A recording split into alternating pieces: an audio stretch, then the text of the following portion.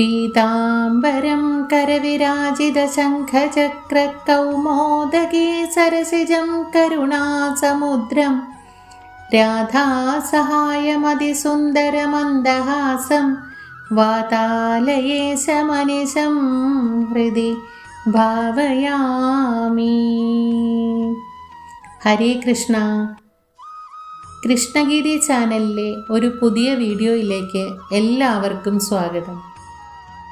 മഹാവിഷ്ണുവിൻ്റെ ഏറ്റവും പ്രധാനപ്പെട്ട ആഴ്ചവ്രതമാണ് വ്യാഴാഴ്ച വ്രതം. ഒരുപാട് പേര് വ്യാഴാഴ്ച വ്രതം എടുക്കുന്നുണ്ട്. മഹാവിഷ്ണു പ്രീതിക്ക് അത്യുത്തമമാണ് വ്യാഴാഴ്ച വ്രതം. നമ്മുടെ ജീവിത അവസാനം വരെ എല്ലാവർക്കും എടുക്കാവുന്ന ഒരു വ്രതം കൂടിയാണിത്. വ്യാഴാഴ്ച ദിവസം എന്ന് പറഞ്ഞാൽ തന്നെ അത് കൃഷ്ണൻ്റെയും മഹാവിഷ്ണുവിൻ്റെയും ദിവസമാണ്. വ്യാഴാഴ്ച ദിവസം വൈഷ്ണവ ശക്തി അതിഗംഭീരമാണ്. മഹാവിഷ്ണുവിൻ്റെ 10 അവതാരങ്ങൾക്കും അതികേമമാണ് വ്യാഴാഴ്ച. ഇനി വ്യാഴാഴ്ച വ്രതം എടുത്താലുള്ള ഗുണങ്ങളെക്കുറിച്ച് പറയാം. നമ്മുടെ ജീവിതത്തിൽ നമുക്ക് ഏറ്റവും കൂടുതലായി വേണ്ടത് സമാധാനത്തോടെയും ഐശ്വര്യത്തോടെയും ഭാഗ്യത്തോടെയും കൂടി ജീവിക്കാൻ പറ്റുക എന്നതാണ്. രോഗമില്ലാത്തവനും കടമില്ലാത്തവനും ആണ് ലോകത്തെ ഏറ്റവും വലിയ സമ്പന്നർ. കുട്ടികൾക്ക് വേണ്ടി എടുക്കുന്ന വ്രതം കൂടിയാണ് വ്യാഴാഴ്ച വ്രതം. ഇന്നത്തെ ഈ സമൂഹത്തിൽ ഒരുപാട് കുട്ടികൾ അറിവില്ലായ്മ കൊണ്ട് വഴിതെറ്റിപ്പോകുന്നു. അവർക്ക് ഭഗവാന്റെ ഒരു കവചം അത്യാവശ്യമാണ്. അതിനായി അമ്മമാർ വ്യാഴാഴ്ച വ്രതം എടുക്കുന്നു. മഹാവിഷ്ണു സങ്കല്പത്തെക്കുറിച്ച് നമുക്കെല്ലാവർക്കും അറിയാം. ശ്രീ ഭഗവതിയുടെ പൂർണ്ണമായ സാന്നിധ്യം നൽകുന്ന നമ്മുടെ ജീവിതത്തിൽ എല്ലാ ഐശ്വര്യത്തിൻ്റെയും നന്മയുടെയും കാരകനായി നിൽക്കുന്ന ഭഗവാൻ മഹാവിഷ്ണു നമ്മുടെ പൊന്നു ഗുരുവായൂരപ്പൻ.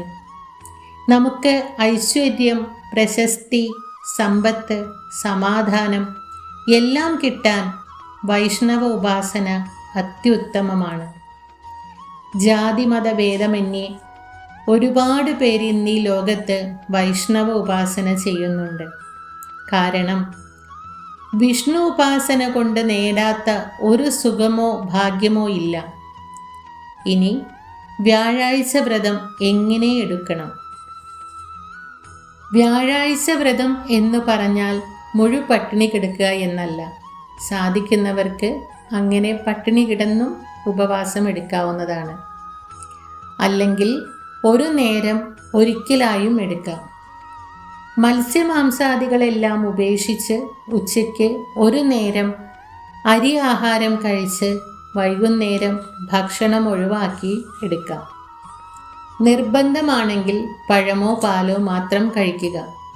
കാലത്ത് കുളിച്ച് തൊട്ടടുത്തുള്ള ഏതെങ്കിലും വൈഷ്ണവ ക്ഷേത്രത്തിൽ പോയി അവിടെ ഇരുന്ന് നാരായണ നാമം ജപിക്കുക. വൈകിട്ട് വീട്ടിൽ ഭഗവാന്റെ മുമ്പിൽ ഒരു നെയ്വിളക്ക് കത്തിച്ച് ഭഗവാന്റെ നാമങ്ങൾ ജപിച്ച് ഹരേ രാമ മന്ത്രം, വിഷ്ണു സഹസ്രനാമം, അച്യുതായ അനന്തായ ഗോവിന്ദായ നമ എന്നിങ്ങനെയുള്ള വിഷ്ണു മന്ത്രങ്ങൾ ജപിക്കുക.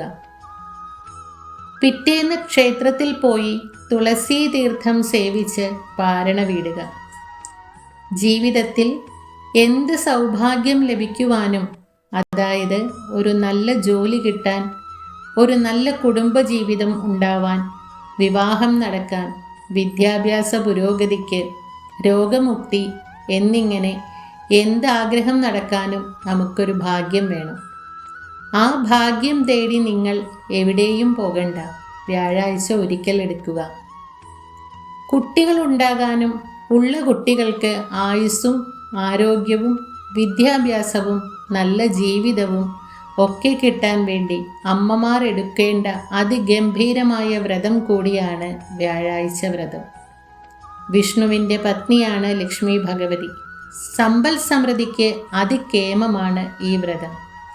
ചിലർ പറയാറുണ്ട്, ആയിരക്കണക്കിന് അല്ല പതിനായിരക്കണക്കിന് പൈസ കിട്ടിയാലും കുടുംബത്ത് പൈസ ഇരിക്കുന്നില്ല എന്ന്. ഈ വ്രതം ഒന്ന് എടുത്തു നോക്കൂ. ലക്ഷ്മി ദേവി നിങ്ങളുടെ കൂടെ വസിക്കും. മഹാവിഷ്ണുവിനെ ഭജിക്കുന്ന എല്ലാവർക്കുമൊപ്പം ശ്രീ ഭഗവതിയും ഉണ്ടാകും. കടബാധ്യതകൾ കൊണ്ട് പൊറുതിമുട്ടുന്നവർ വ്യാഴാഴ്ച വ്രതമെടുത്ത് മഹാവിഷ്ണുവിനെയും ലക്ഷ്മി ദേവിയുടെയും അനുഗ്രഹം തേടും. ലോകാ സമസ്ത സുഖിനോ ഭവന്തു, ഈ ലോകം മുഴുവൻ നന്നാവട്ടെ എന്ന് പറഞ്ഞ് ആചാര്യന്മാർ ചിട്ടപ്പെടുത്തിയ വരികളാണിത്. നിയമങ്ങളുണ്ട്, അത് നമ്മൾ അതുപോലെ പാലിച്ചാൽ നന്മയും ഉയർച്ചയും മാത്രമേ കാണൂ. വിദ്യാരാജഗോപാലമൂർത്തിയായി വിളങ്ങുന്ന ഭഗവാൻ വിദ്യയ്ക്കും ലക്ഷ്മി നാരായണ മൂർത്തിയായി വിളങ്ങുന്ന ഭഗവാൻ സമ്പത്തിനും. അപ്പോൾ ഭഗവാന്റെ പ്രിയപ്പെട്ട വ്യാഴാഴ്ച ദിവസം വ്രതമെടുത്താലുള്ള ഗുണങ്ങൾ നോക്കൂ. പറഞ്ഞാൽ തീരാത്തത്രയും ഗുണങ്ങളുള്ള ഈ വ്യാഴാഴ്ച വ്രതം അനുഷ്ഠിച്ചാൽ ഭഗവാൻ നിങ്ങളെ ഒരിക്കലും കൈവിടില്ല. പരമ്പരയ്ക്കും കുടുംബത്തിനും വിദ്യയ്ക്കും സമ്പത്തിനും ഭാഗ്യത്തിനും ജാതകദോഷത്തിനും ബുദ്ധിക്കും ശക്തിക്കും നല്ല വിവാഹത്തിനും എല്ലാം നല്ലതാണ്. നാരായണീയം, വിഷ്ണു സഹസ്രനാമം, നാരായണനാമം ഇതെല്ലാം ജപിച്ച് മഹാവിഷ്ണു പ്രീതി നേടുക. വൈകുണ്ഠനാഥൻ എല്ലാവരെയും അനുഗ്രഹിക്കട്ടെ എന്ന് പ്രാർത്ഥിച്ചുകൊണ്ട് സർവം കൃഷ്ണാർപ്പണമസ്തു.